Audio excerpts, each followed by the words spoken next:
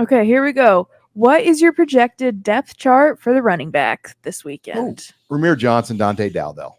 Ooh, Dante Dowdell, Ramir Johnson. I would expect it to be very similar to what we saw. They should start Dowdell. All right. I mean, he's the best running back they have. It's also the only one that fumbled You know what? But it was a fluke fumble. inside the 10-yard line. Yeah, but Took points off the board. Two guys hit him in the right spot. After all offseason saying that if you can't protect the football, you're not going to play. Okay, now I agree with both of you, but All right, Old Red. I'm just saying. Old Red in the post game is our just I saying. don't disagree with him. Now, Sean, those hits occur all the time in football. I saw it again. I watched it again, and I say don't fumble that ball. You're right. No, he shouldn't have fumbled. Don't fumble that ball. It wasn't fluky.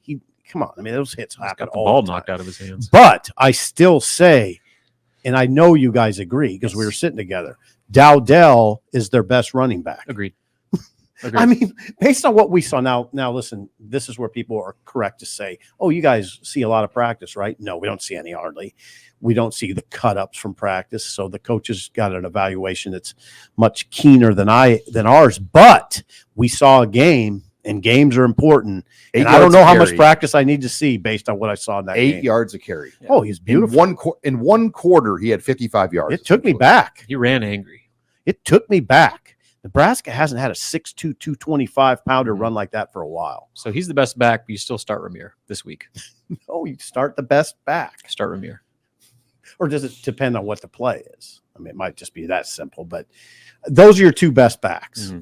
All right, next question. Compared to when Miami came to Lincoln, what do you expect from this crowd? Ooh, similar. Similar, but I think the Deion Sanders element juices it up. I mean, Al Golden, 2014 Miami.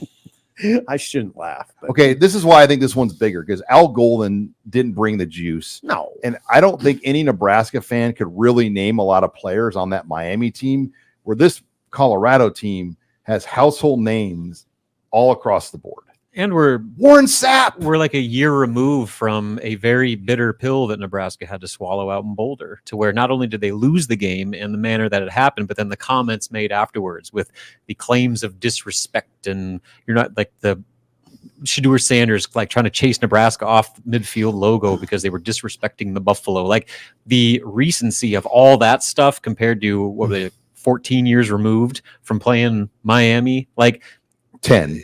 well, whatever. It was like more of a distant memory, where this is fresh. Like this just happened last season. And so I think the animosity is going to be significantly higher, even with the Miami angst that was in that stadium. Yeah. Oh, yeah. I mean, here's the thing. You look at just if you just want a fun thing to do, listeners, watchers, go to YouTube and tune in Nebraska, Miami. I mean, type it in. And it was incredible. It was weird. It was incredible to see. Now, will it top that? I tend to think you're right. I think it will. What's that mean? I mean, it's we're talking about something that's intangible. The game needs to go accordingly too. Like you can be jacked up.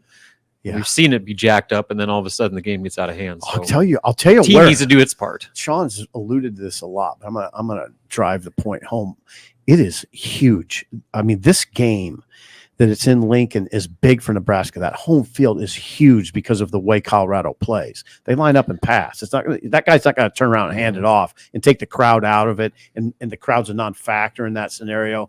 He's got to make a lot of checks at the line of scrimmage. Their linemen won't be able to hear. They'll have to use silent counts, silent signals. And that's a benefit. Hard to do. It's a benefit for the defense. Yeah, it's And the hard helmet, to do. you won't be able to hear the helmet. No, I saw it on USC and LSU the other night, and it was mostly LSU's crowd in Vegas, and it was hard for the USC quarterback, and he was continually doing this. Couldn't hear, and it was disruptive. And now Nebraska fans can really play a part in this game. They can. Well, Nebraska for 7 games will have a nice advantage. Yeah. I don't expect Indiana and Purdue to be loud crowd stadiums. No, so for their first 7, they're going to really have a nice opportunity to build and communicate and get things going. But next question.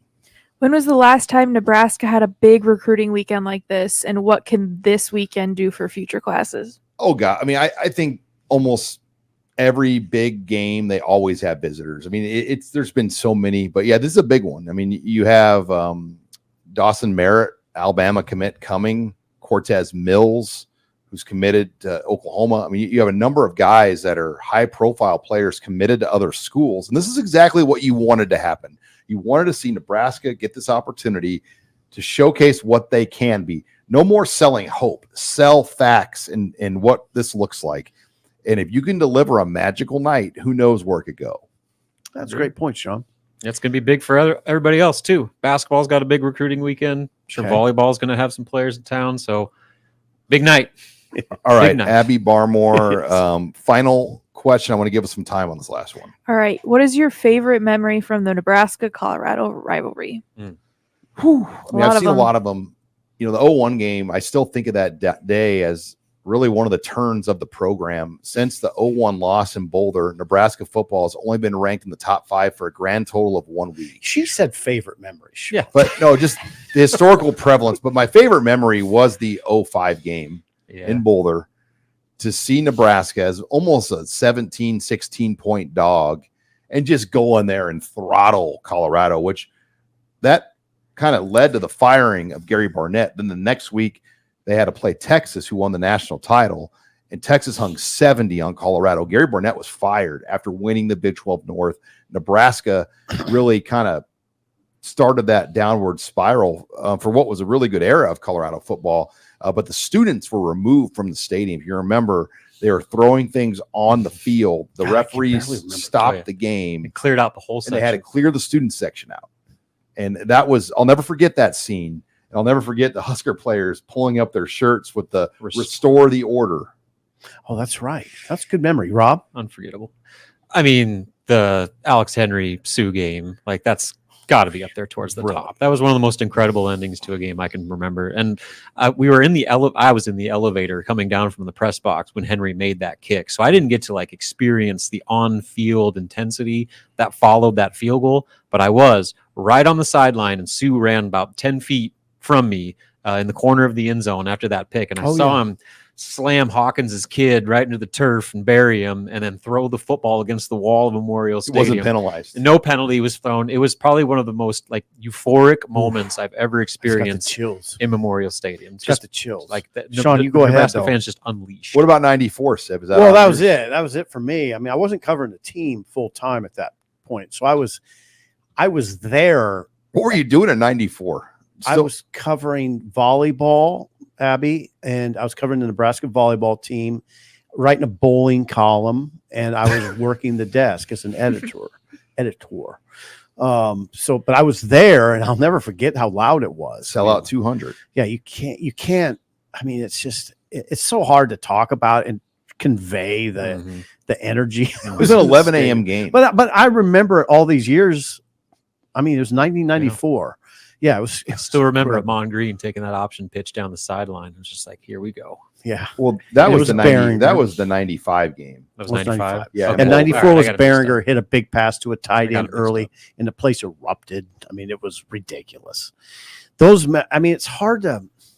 I just almost have to tell people, just go to YouTube and watch it. When I do that, it still freaks me out. When I go watch old Nebraska games and how electric the atmosphere was, do it. It's bizarre. That place was up for grabs a lot of the time. And the crowd was engaged. I mean, you didn't have cell phones and things to kind of distract you. I mean, you were looking at the game. Right. Now, I would tell you this, though. If Nebraska gets to be second in the nation and is playing the third-ranked team, or in this case, it was in 94, Nebraska was ranked third and Colorado was ranked second. But if that scenario would play out again, it would be like that again. It would. That was like the modern day Georgia versus Alabama game. Yeah, it would be crazy. I hope we will see that again here. And I mean, they're taking good steps. I mean, I don't mind saying that. There's definitely some good steps taken, but you guys are right. I don't like to say this because it kind of, it implies that we're putting pressure on them to win this game, but it's big. It means something. There is pressure. Yeah. These opportunities don't come. Right. Saying. Yeah, there's pressure. And Rule would probably say, yeah, there's pressure. I mean, this is like college football. Should be pressure every week. Yeah, you want pressure. Okay.